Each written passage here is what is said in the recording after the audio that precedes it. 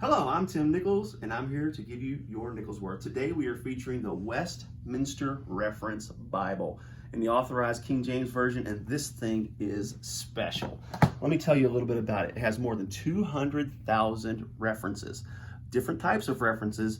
It has their own special typeface that you can only get through the Trinitarian Bible Society, and is in 9.6 font, and it is in the Netherlands print, Royal Jongbloed text block. So let's take a look at this thing. It also is bound in Meriva Calfskin. Look at that cover. Man, that thing's beautiful. One thing they could do, if I could recommend, is beef up their ribbon game a little bit. So ribbons are more important to some people than they are others. I don't find ribbons to be really important, but if you're going to put them in there, let's do them right. Let's go ahead and look at the liner. The liner is a synthetic liner. I would have really liked to seen them do a higher end, like a more of a calfskin or even a fake leather liner. But I'm gonna tell you what, once you see this text block, you're just gonna be absolutely mind blown. You open it, it lays flat. And I mean, I'm in the translators page and this thing is still not struggling to lay flat at all. Same in the back. The maps have a tendency to want to raise up because of that cardstock. But once you get to the actual concordance, I mean, look at that. That is what you want to see. So anyhow, another thing about this is look at the amount of note pages they give you. I think there's probably about 20 note pages in here going back to the concordance. So it's really, really slick. Now I want to show you a few things about their referencing system. That's really what sets this Bible apart. Their referencing system utilizes the outer column and the inner column. And what they do is there's 4 types of references. Number 1, you have your header reference. This tells you where you are in the Bible. This tells you the subject. They also have your chapter introduction references, which basically just kind of take a few pieces of the verses in italics and give you the idea of what's coming up in the chapter.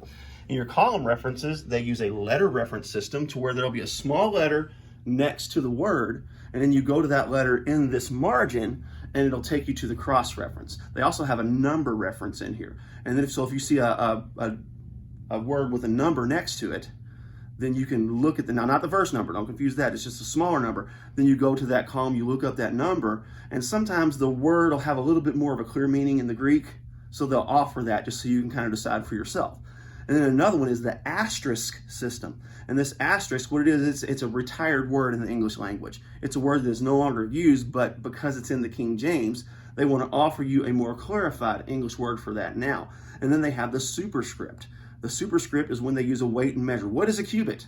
Well, this thing has an appendix that gives you what a cubit is and all these different things, and you see that superscript. That legend's in the front of this book, so you can look that up and learn and understand that. But I want to talk about this paper. This paper is 33 GSM. Again, it's Netherlands print by Royal Jongbloed, or Jongbloed. I've seen it spelled that way, and I've heard it said both ways. But this paper is thin, 33 GSM, but it's got a weight to it that's just remarkable. It's not real super opaque. It's got a little bit of a creaminess to it, but man, this is just a beautiful text block. I have never seen anything like this. I've always wondered, what is the fuss over the Chinese text block versus the Netherlands text block? Well, folks, today I understand what the fuss is, because this is just amazing. Even if you don't like the paper liner or the synthetic liner, I would get this thing just for the text block, because if that ever falls apart, get this thing rebound. It's going to be well worth the money that you spend. You can get this for $90 through Trinitarian Bible Society. I will provide a link in the description. I'm going to go ahead and show you the ending here where the appendices are. It's got your concordance. Let me get through fumbling with it here. That's Appendix 4. Appendix 3 is your daily reading plan. Appendix 2 is a list of proper words and names. Now, this is really super useful. And what makes this useful is it gives you the phonetic soundings of the names that you may have trouble pronouncing. And then Appendix 1 is your weights and measures.